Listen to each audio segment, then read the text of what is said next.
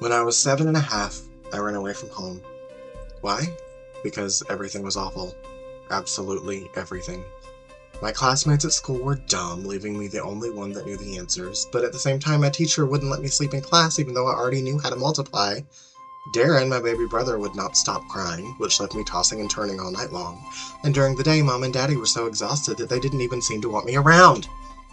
Ever since that stupid stork dropped him off, my parents gave all their love to Darren. There was none left for me. Not a drop. They went from tucking me in and reading me a story at bedtime and taking me out for ice cream after school to not even noticing me and not even listening to me when I was begging for a bit, a scrap, a teeny tiny microscopic point of attention. It was like I was invisible. Everything else just seemed to fall apart after that, and I was sick of it. I used to play pretend to escape it all, imagining I was a magical fairy that could change and enchant things with a flick of my wand. In my mind I'd go on all sorts of silly, scary adventures, but even that couldn't help my loneliness. If they didn't love me anymore, I was going to find a new mama and daddy who did. Parents who wouldn't put one of their children above the other. Parents who would treat me like a gift rather than a burden. Parents who would let me eat chocolate cake for breakfast and ice cream for dinner. So one evening, I ran away into the woods near our house. It was twilight time on a foggy day, so everything was all spooky and weird, but I didn't care. I was brave, and ran as deep into those eerie woods as fast as I possibly could, refusing to look back. My new family is just on the other side of this haunted forest, I told myself. I just gotta get through it and avoid all the ghosts. Unfortunately, my courage seemed to set along with the sun, and all alone in the dark, flinching at every distant animal noise or twig snap, I was afraid. So, when a large limb loudly cracked and fell from the tree I was hiding under, it sent me scurrying even deeper into the dark, screaming out for my mom in terror. I must have tripped on a root or a stick or a rock or something, because I was sent flying, and as soon as I hit the ground, I tumbled over myself. I was rolling down a hill between the trees, completely unable to stop. Around and around and around I went until I somersaulted through some bushes and into a clearing. At first I was dizzy and confused, my eyes rolling around in circles. The 3 braids Mama put in my hair were all loosened and full of twigs and leaves. My denim overalls were muddy and ripped in some places, and I was covered in little cuts and bruises. But when I looked around, I saw that I was somewhere special. There were the cutest little mushroom houses all throughout that green flowery area. Little multicolored glowing lights floated throughout the air, and tiny fairies fluttered around among them. One of them noticed me and curiously fluttered over. She was black like me with little box braids in her hair, wearing a dress made of flower petals, blades of grass, and leaves. She was so pretty. Her wings were translucent but shimmered every color of the rainbow, dripping sparkles of pixie dust as she flew. "Oh my goodness!" she exclaimed in a tiny squeaky voice. "Are you a human?" I giggled. "Yes, my name is Abigail. Are you a fairy?" She nodded excitedly. "My name is Flora, and I am a fairy, but I'd much rather be a human. I am so tired of trying to learn my magic. It is ever so difficult." My eyes must have been blown up to the size of cereal bowls. "Really?" I asked. "Because I'd much rather be a fairy. Flying around the forest all day using magic, it just seems amazing. And honestly, I doubt my parents could tell the difference between you and me anyway." Little fairy squinted her eyes and looked around suspiciously. She then fluttered over to the left side of my head and began to whisper into my ear. "You know, I could transform myself into a human and you into a fairy with magic." "Yes!" I shouted without even thinking. "Yes, yes, yes!" Laughing again, she flew back over and hovered before my face. "Yay! All right then, but we have to do it away from my family," she explained. "Follow me." I did follow Flora right down a path that led even deeper into the woods. We arrived at a shore of a large lake with lightning bugs flying all around. The crickets were loud, but we were very quiet, whispering again as we told each other about our families so that we could trade places. Flora finally asked if I was ready, and when I nodded, she revealed a magical wooden wand with vines and flowers and fluttered around me. As she did, glittering energies flowed out of the tip of the wand, spiraling around us both, and before I knew it, I was shrinking. Wings of my own sprouted from my back, and in a flash my clothes had been replaced with hers. My hair transformed into hers too. I then watched as she grew to my normal size, her wings and wand both vanishing into the air, her flowery dress transforming into my overalls, my tennis shoes, and my pink t-shirt. "Oh my gosh!" I shouted, fluttering around the air. "Oh my gosh, I'm a fairy!" Flora giggled again. She looked exactly like me. Her hair was in 3 thick braids just like mine was earlier. "And I'm a human! Oh, I can't wait to have adventures in the human world. Bye!" I watched in surprise as she ran off into the forest. Blinking, I looked around, but a smile grew on my face.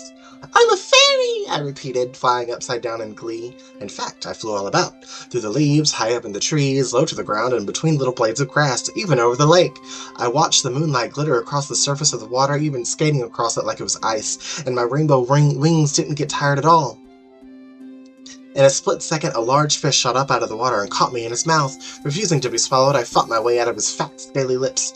"Ow!" he yelled, bubbles pouring out of his mouth. "You're gonna pay for that."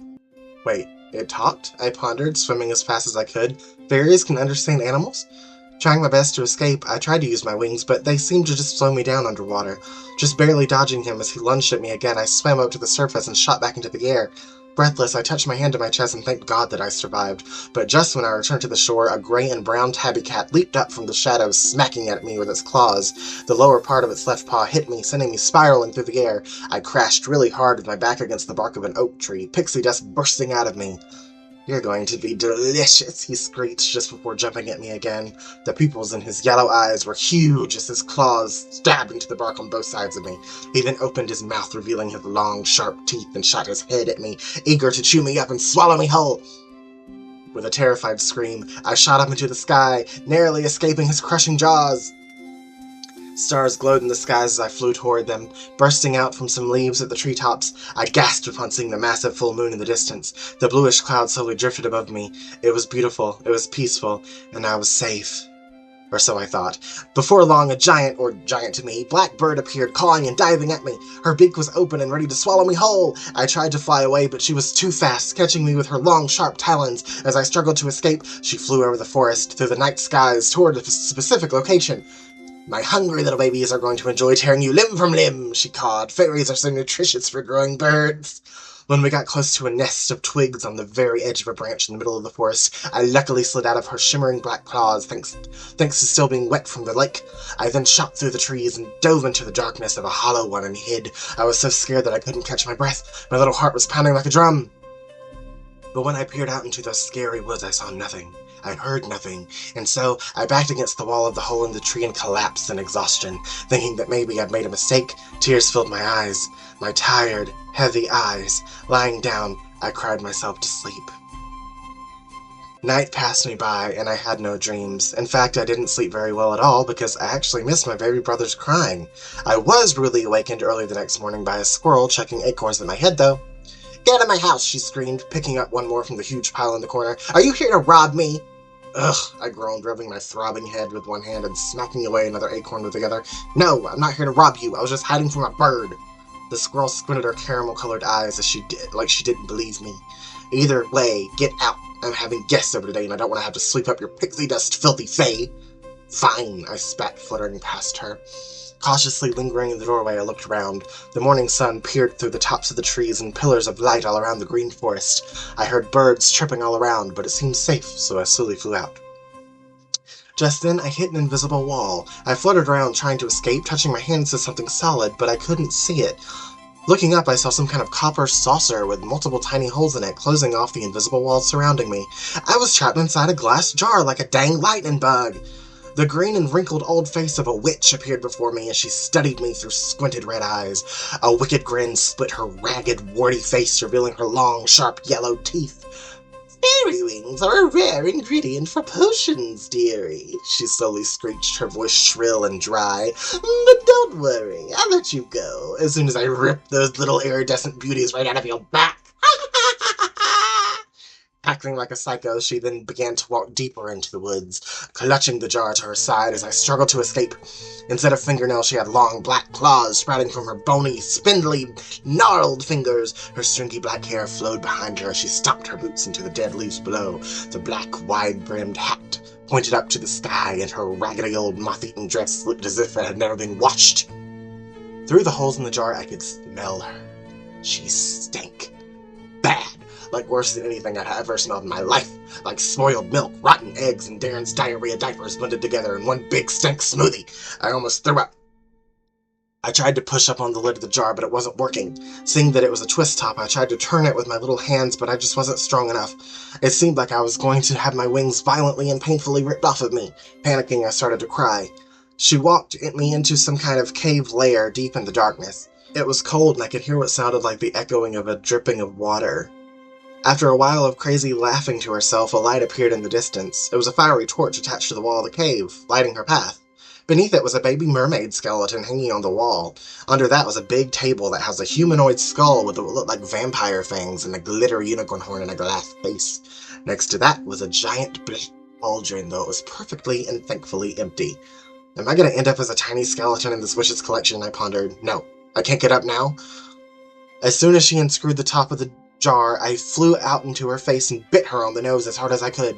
She screamed and backed away, tumbling over and into her cauldron. I was too afraid to keep fighting, so I took my chances. Breathlessly, I flew back into the darkness of the cave as fast as I possibly could. Zipping through her lair, I could hear her wicked cackling echoing back to me. Looking back, I saw her glowing red eyes in the dark, and I was terrified. I flew back out into the light of day and shot between some trees. Flying upward, I fluttered over to a leaf on a high tree. Sitting on it, I tried to catch my breath and calm myself down. This is a nightmare, I thought, shaking my head.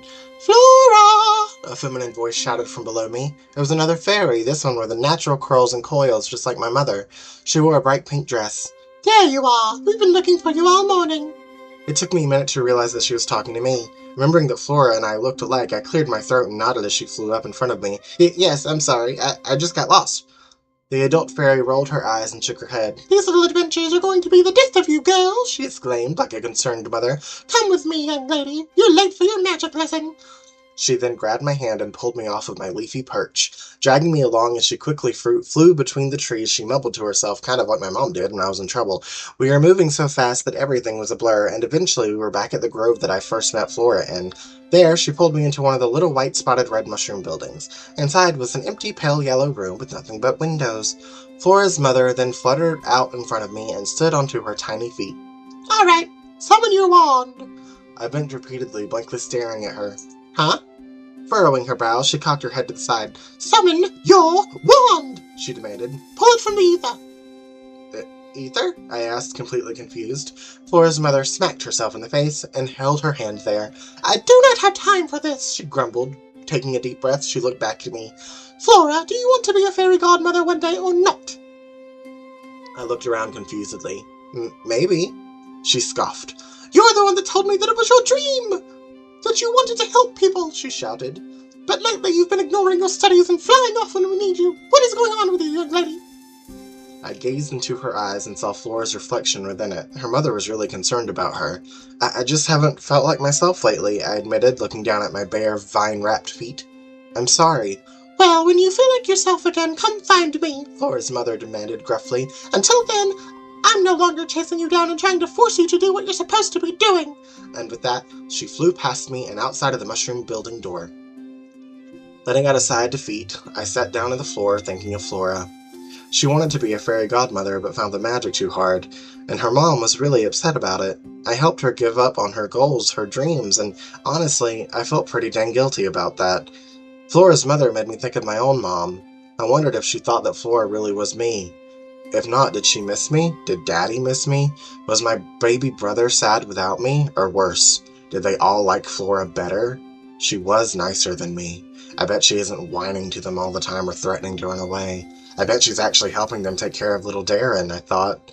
They're probably so happy with her. A fairy for a daughter, a big sister, instead of a little angry goblin like me. And all of a sudden, I was sick to my stomach. Taking a deep breath, I flew back out into the fairy grove, softly crying. Immediately, I felt a number of eyes on me. The other fairies froze, whether they had been flying about, practicing magic, or gathering fruit, sticks, and acorns, each of them quietly staring at me. Gulping, I fluttered into the air and slipped through the surrounding leaves, making my way back into the forest again. It was then that I knew that I had to find Flora. Both of us ran away from our problems. We kind of abandoned our families, and I was starting to see that there was a mistake, a big mistake, one that we had to make right, together. Flying through the trees as I wept, I made my way up the hill that I tumbled down the night prior. I was planning on flying to school, which is very far away, but I knew that that was where Flora was supposed to be at that time. Fortunately, she saved me the trip. Just outside the woods near my house, I ran into something. It was me, or rather Flora, in human form, wearing my clothes. Tears were streaming down her face as well, and she immediately collapsed on her knees before me.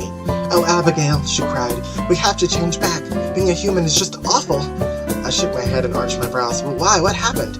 Your baby brother is so loud. He kept me and your parents awake all night long, and they are very grumpy when they're tired. I wanted to replace him with a changeling. Changeling? I asked. She nodded. A fey creature that would look exactly like him. It would stay in his crib while he would be spirited away off into the fairylands, but at least it would be quiet. Arching my brows, I looked away, pondering this over. She shook her head. No, no, no, we mustn't do that, she squealed. I am in training to be a fairy godmother. I am practicing good magic. The very temptation has frightened me so. Okay, okay, we don't have to switch him with a changeling, then.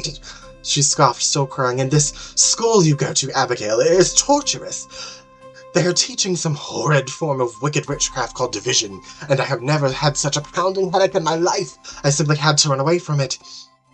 I gasped. Oh no, there's started division already? I'm gonna be just as stupid as the other kids when I go back. Her eyes lit up at this. So you'll switch places with me again? I nodded. Yes, but being a fairy is dangerous. Girl, I don't know how you do it. I almost died like 5 dang times. Raising a brow, she chittled her head. Oh, why didn't you just use your fairy magic? I don't know how. I can't even summon my wand. Flora sighed in defeat and stared down at the grass below us. Well, that is the only way we can switch back. I should have known better than to do something like this before becoming a fully fledged fairy godmother. Looking downward, I continued to flutter in the air before her. Can you teach me? She looked back up at me. Well, I suppose we must try. Hold out your hand and imagine your wand shimmering into existence within it. I laughed. Just imagine it? She glared at me. Yes, just imagine it. I groaned and rolled my eyes, but I held out my hand. Closing my eyes, I imagined her sparkling wand appearing in my hand. Within a few seconds, I felt it there. When I opened my eyes, I saw it in my grasp, but it was translucent, and quickly flickered away. Dang it, I yelled, kicking downward as I fluttered in the air, dripping glittering pixie dust from my flapping wings. Flora shook her head and grinned. No, that's good. It took me a whole day just to get it to appear for a single moment, she exclaimed. Please, try again. I did. This did encourage me a bit, so I tried again. This time it stayed a little longer, but still flickered away. But I gave it one more try and really concentrated, and that time it became completely solid and stayed in my hand. Third tries the charm. Flora was beaming with excitement and pride. Now imagine us reverting to our natural forms and wave your wand through the air. I nodded. Taking a deep breath, I closed my eyes. In my head, I pictured myself becoming a human again. At the same time, I imagined Flora returning to her fairy form. Opening my eyes, I waved my magical wand between us, and it shot out glittering beams of magic, which wrapped around us like gigantic ribbons. In a flash, we were back to normal. The wand vanished from my hand and reappeared in hers, and we both squealed and giggled with relief and excitement. I'm sorry, Abigail, Flora apologized. I really should have thought this over more. I shook my head. No, I wanted to switch places too, but after all this, I feel like I belong with my family. I kind of feel guilty for running away from my responsibilities. I'm not just a daughter, I'm a big sister now too, and I need to start acting like it. She nodded. I agree. After a single day at your school, I am eager to continue my magical studies, truth be told. But you know, I wouldn't mind having a friend. Smiling, I tilted my head and held my hand out. I think that's all I really needed in the first place, I said, watching her sit down into the palm of my hand. After that, I went back to my family, and Flora restarted her fairy godmother training. She excelled in her magic and became closer with her mom, and I started helping my parents with Darren, which actually made them pay more attention to me. Every night after that, my parents and I slept soundly. Honestly, if I didn't know any better, I'd say that my baby brother had been crying so much before because I was ignoring him. But either way, my family was healing, and so was Flora's. And after school every day, I'd run through the enchanted forest and go back to the fairy grove, and Flora and I would dance and play and sing together, having tons of fun without the need of dangerous transformation magic, although she did practice her glamour spells on me, changing my clothes into the coolest fashions I'd ever seen. All in all, I think we both grew up a little in the end, and all it took was a little change of perspective and just a pinch of pixie dust.